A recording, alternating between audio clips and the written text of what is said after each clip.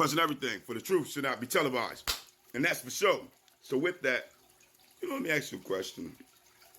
You know, when it comes to the resources of Earth, who do they belong to?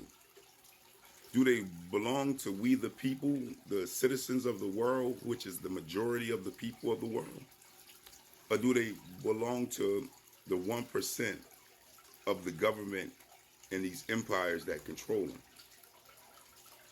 Because, see, as citizens of the world, we told to vote for what we need to sustain ourselves and our communities under these governments.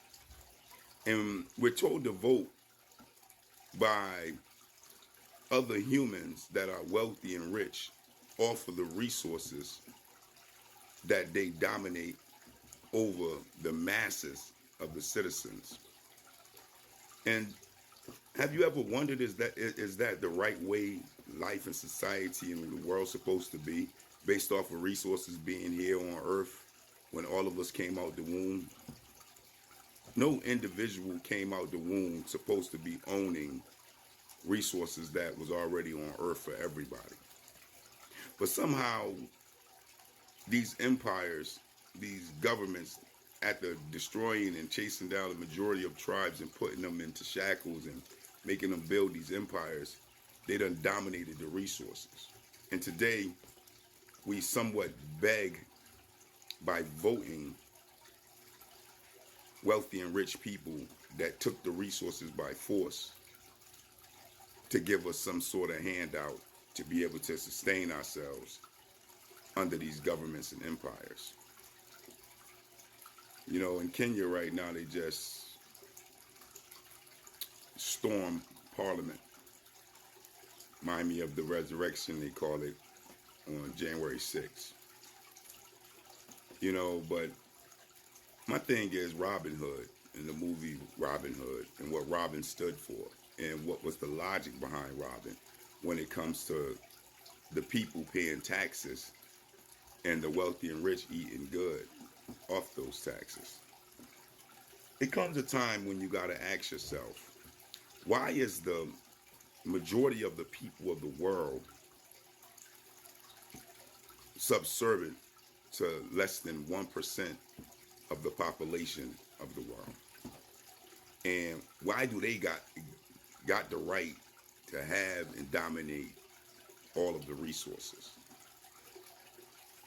And what make us think that wealthy and rich folks who dominate the resources of the world for the world's citizens have the citizens of the world best interests at hand, when they're disconnected from your struggle on a day-to-day basis in your communities, based off of them having abundant of resources to themselves that implement and distribute the resources according to how they feel when it comes to the world's citizens needing those resources.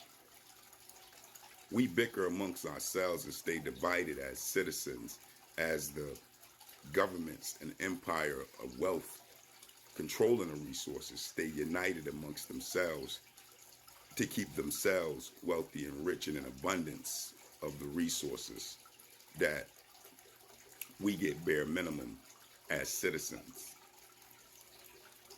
How do you think that's supposed to be?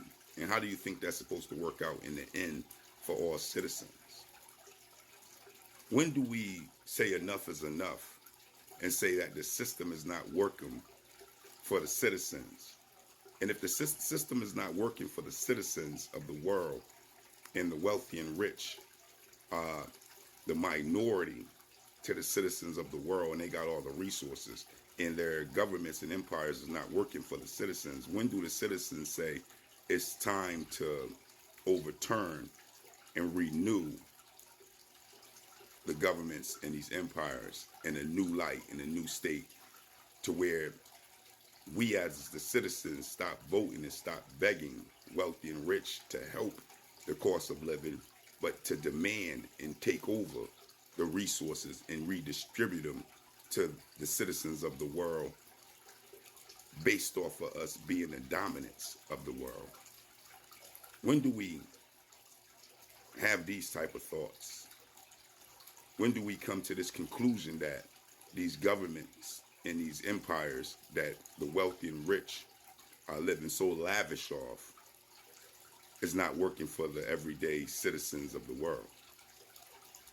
Or do we wait until they got AI and robots that can take unlawful commands to do heinous and gods know what to human beings based off of soldiers having a morality and a moral base to a point where they're only going to do certain tyrannical orders to citizens before they turn their backs on unlawful orders and go against them? Do we wait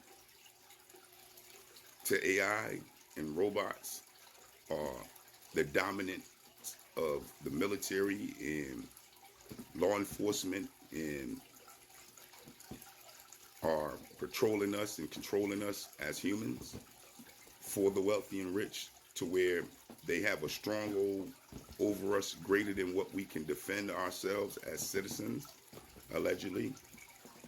Or do we start to ask ourselves these questions now about how the cost of living is overwhelming for all of us, and the people that are controlling and orchestrating that are the wealthy and rich? They are the ones who write these bills and write these documents and write these things into order. It's not just some mysterious government or some mysterious empire.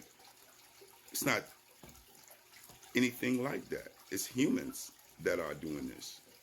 And when do we hold them accountable for their actions of living like kings and gods above us, as we, the citizens of the world, struggle to maintain water and bread and everyday necessities in our households? When do we hold them accountable for dominating the resources and hoarding it to themselves so that they can live plush and beautiful lives with their families, as we toil and bicker and beef amongst each other as citizens that don't control none of the resources that is allocated to our communities? When do we, as the citizens, say enough is enough, and we want to see new appointed governments that's going to work in the best interests of the citizens and not the best interests of the tyrants that is running it pockets, so that way their families as appointed representatives are living in abundance over their own citizens? When do we say enough is enough of that, and we decide that we're going to take back and redistribute the resources in what we call wealth today? When do we buckle down and ask these questions as citizens on where is the wealthy and rich taking us? What is their great plans to make it better for the world's citizens? Or is they leading us to self-destruction and we just can't see it, as they continue to live good and lavish off of the resources that they dominate over all of us, that we all was born to, that was already here on earth for all of us? How do it make you feel knowing that inflation is controlled by human beings that are wealthy and rich, and the resources that are allocated are controlled by the wealthy and rich, that only come to you as a trickle-down effect? What is the reality to that? For I just don't get it. I mean, I just don't understand it. But that is the question. You let me know. Praise, praise.